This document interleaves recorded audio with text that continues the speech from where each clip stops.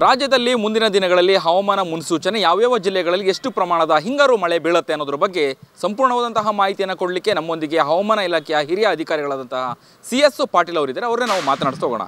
Sir, ಹವಾಮಾನದ ಮುನ್ಸೂಚನೆ ಮುಂದಿನ ದಿನಗಳಲ್ಲಿ ರಾಜ್ಯದ ಯಾವ್ಯಾವ ಜಿಲ್ಲೆಗಳಲ್ಲಿ ಹಿಂಗಾರು ಮಳೆಯ ಪ್ರಮಾಣ ಯಾವ ರೀತಿಯಾಗಿರುತ್ತೆ ಅನ್ನುವಂಥದ್ದು? ಉತ್ತರ ಒಳನಾಡಿನ ಜಿಲ್ಲೆಗಳಲ್ಲಿ ಅಕ್ಟೋಬರ್ 18ರಿಂದ ಅಕ್ಟೋಬರ್ 24ರವರೆಗೆ ಕೆಲವು ಕಡೆ ಹಗುರದಿಂದ ಸಾಧಾರಣವಾಗಿ ಮಳೆಯಾಗುವ ಸಾಧ್ಯತೆ ಐತಿ. ಅಂದರೆ ಉತ್ತರ ಒಳನಾಡಿನ ಜಿಲ್ಲೆಗಳಲ್ಲಿ ಅಕ್ಟೋಬರ್ 18 ಹಾಗೂ 19ರಂದು ಸ್ವಲ್ಪ ಮಳೆ ಪ್ರಮಾಣ ಕಡಿಮೆ ಇರ್ತೈತಿ. ನಂತರ 20ರ ನಂತರ ಮಳೆ ಪ್ರಮಾಣ ಹೆಚ್ಚಿಗೆ ಆಗುವ ಸಾಧ್ಯತೆಗಳದಾವು. ಆದರೆ ದಕ್ಷಿಣ ಒಳನಾಡಿನ ಜಿಲ್ಲೆಗಳಲ್ಲಿ ಅಕ್ಟೋಬರ್ 18ರಿಂದ ಅಕ್ಟೋಬರ್ 24ರವರೆಗೆ ಹಗುರದಿಂದ ಸಾಧಾರಣವಾಗಿ ಎಲ್ಲ ಜಿಲ್ಲೆಗಳಲ್ಲಿ ಮಳೆಯಾಗುವ ಹೆಚ್ಚಿನ ಸಾಧ್ಯತೆಗಳದಾವು. ಕರಾವಳಿ ಜಿಲ್ಲೆಗಳಲ್ಲಿ ಕೂಡ ಅಕ್ಟೋಬರ್ 18ರಿಂದ ಅಕ್ಟೋಬರ್ 24ರವರೆಗೆ ಹಲವು ಕಡೆ ಮಳೆಯಾಗುವ ಸಾಧ್ಯತೆ ಐತಿ. ಮತ್ತು ದಕ್ಷಿಣ ಕನ್ನಡ, ಉಡುಪಿ, ಚಾಮರಾಜನಗರ, ಕೊಡಗು, ಚಿಕ್ಕಮಗಳೂರು, ಮಂಡ್ಯ, ಮೈಸೂರು ಈ ಜಿಲ್ಲೆಗಳಲ್ಲಿ ಮಳೆ ಇವತ್ತು ಹೆಚ್ಚಿಗೆ ಆಗುವ ಸಾಧ್ಯತೆಗಳು ಅದಾವೆ. ಓಕೆ, ಇನ್ನು ಉತ್ತರ ಒಳನಾಡಿನಲ್ಲಿ ಒಂದು ಹಿಂಗಾರು ಮಳೆಯ ಎಫೆಕ್ಟ್ ಆಗಲ್ವಾ ಅನ್ನುವಂತಹ ಪ್ರಶ್ನೆ ಎಲ್ಲರೂ ಕೂಡ ಕೇಳುವಂಥದ್ದು.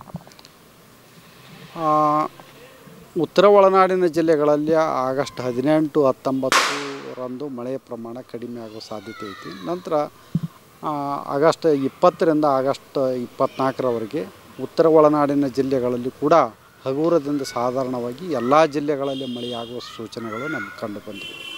ಓಕೆ, ಇನ್ನು ಸಿಲಿಕಾನ್ ಸಿಟಿ ಬೆಂಗಳೂರಿನಲ್ಲಿ ಏನಾದರೂ ಮಳೆಯನ್ನು ಹಿಂಗಾರು ಮಳೆ ಬೀಳುತ್ತಾ, ಹೇಗಿದೆ ಸರ್ ವರದಿ?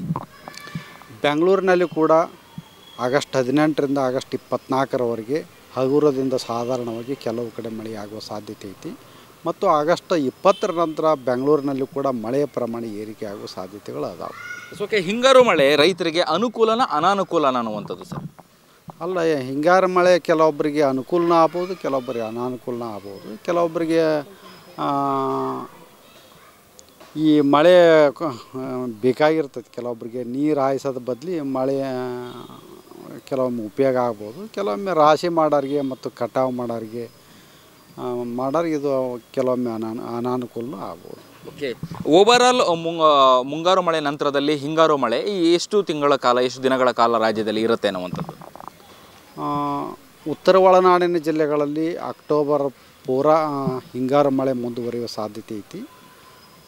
ಮತ್ತು ದಕ್ಷಿಣ ಒಳನಾಡಿನ ಜಿಲ್ಲೆಗಳಲ್ಲಿ ನವಂಬರ್ 15ರ ತನಕ ಹಿಂಗಾರು ಮಳೆ ಸಾಮಾನ್ಯವಾಗಿರ್ತೈತಿ. ಮತ್ತು ಕರಾವಳಿ ಜಿಲ್ಲೆಗಳಲ್ಲಿ ಅಷ್ಟೊಂದು ಹಿಂಗಾರು ಮಳೆ ಇರೋಲ್ಲ. ಆದರೆ ದಕ್ಷಿಣ ಒಳನಾಡಿನ ದಕ್ಷಿಣ ಕನ್ನಡ ಜಿಲ್ಲೆಯಲ್ಲಿ ನವಂಬರ್ 15ರ ತನಕ ಮಳೆಯಾಗುವ ಸಾಧ್ಯತೆಗಳು ಅದಾವೆ. ಓಕೆ, ಅಂದರೆ ಮುಂಗಾರು ಮಳೆಯ ಎಫೆಕ್ಟೇ ಹಿಂಗಾರು ಮಳೆ ಇರುತ್ತಾ ಅಥವಾ ಹೇಗಿರುತ್ತೆ ಡಿಫ್ರೆನ್ಸು ಅನ್ನುವಂಥದ್ದು? ಮಳೆಯ ಪ್ರಮಾಣ ಆಗಿರ್ಬೋದು.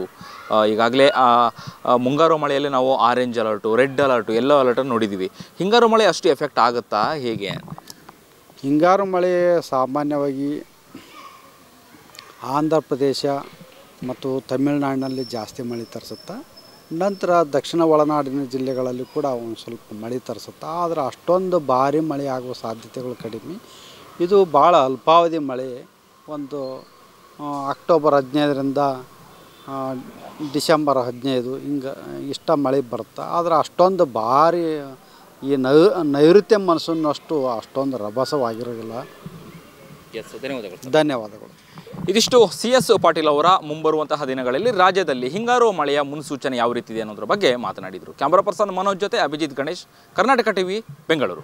ದೇಹದಲ್ಲಿ ಬ್ಯಾಡ್ ಕೊಲೆಸ್ಟ್ರಾಲ್ ಜಾಸ್ತಿ ಆದಾಗ ಹಾರ್ಟ್ ಅಟ್ಯಾಕ್ ಆಗೋ ಚಾನ್ಸಸ್ ಜಾಸ್ತಿ. ಇತ್ತೀಚೆಗಂತೂ ಸಿಕ್ಕಾಪಟ್ಟೆ ನ್ಯೂಸ್ನ ಕೇಳ್ತಾನೆ ಇದ್ದೀವಿ. ಸೊ ಬ್ಯಾಡ್ ಕೊಲೆಸ್ಟ್ರಾಲ್ನ ಕಮ್ಮಿ ಮಾಡೋದಕ್ಕೆ ಉತ್ತಮವಾದ ಆಹಾರ ತುಂಬ ಇಂಪಾರ್ಟೆಂಟು. ಜೀನಿ ಸ್ಲಿಮ್ ಯೂಸ್ ಮಾಡಿ. ಕರೆಕ್ಟ್, ಜೀನಿ ಸ್ಲಿಮ್ನಲ್ಲಿರುವಂತಹ ಎಷ್ಟೋ ಆಹಾರ ಧಾನ್ಯಗಳು ಕೊಲೆಸ್ಟ್ರಾಲ್ ಲೆವೆಲ್ನ ಕಮ್ಮಿ ಮಾಡೋದಕ್ಕೆ ಹೆಲ್ಪ್ಫುಲ್ ಆಗುತ್ತೆ. ಸೊ ಹೆಲ್ದಿ ಆಗಿರಿ, ಜೀನಿ ಸ್ಲಿಮ್ನ ಯೂಸ್ ಮಾಡಿ.